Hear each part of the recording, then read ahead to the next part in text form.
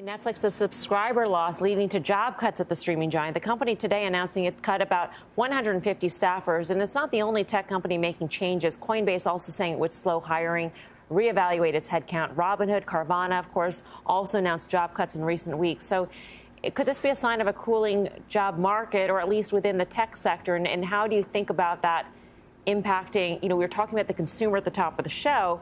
Guy, once upon a time, not that long ago, if you said that you worked at Netflix, that'd be a great thing. And all of a sudden, there's a question mark over that. Anecdotally, I don't think this is a good thing at all, obviously. And one has to wonder, if you can't pass on the cost, what's the next thing you're going to do? You're going to start to see layoffs. What happened with layoffs? Things start to slow down. And this is something that Steve has talked about for a while. I mean, almost seems as if a slowdown has now become inevitable. It just comes down to, has the stock market priced it in? I think that's what I've been struggling with. I thought, and I think, everything we're seeing now, there was an inevitability to it without question. Now we're seeing it front and center.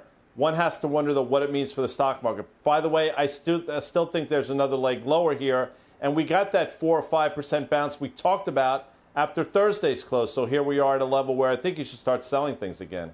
Yeah, I mean, have we priced it? I mean, we know about the publicly traded companies, VC firms, so firms that are still in the private sector, they're getting small. They're halting growth, right? They're reevaluating themselves because what is happening in the public market imputes on their valuations in the private market as well, Steve. So there's a whole other ripple effect that we're not necessarily seeing in the public markets.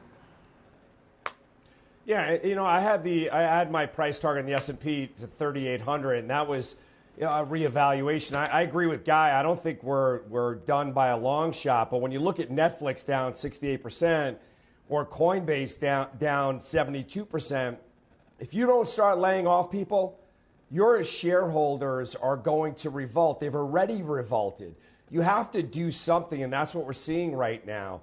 So I don't think it's over yet. I'm tempted to take a stab short term as a trader, but I think the market has to revisit some lows that we've recently seen. I agree with Steve. I think that not just your shareholders, but other employees, I think, are going to have to work harder. It was kind of they were living off the fat of the land for a while. And if you're in a business that has growth at all costs as your business model, which many of them are, that's not going to cut it anymore because the market won't allow it. So I think this is the beginning of what will be a lot more. Tim?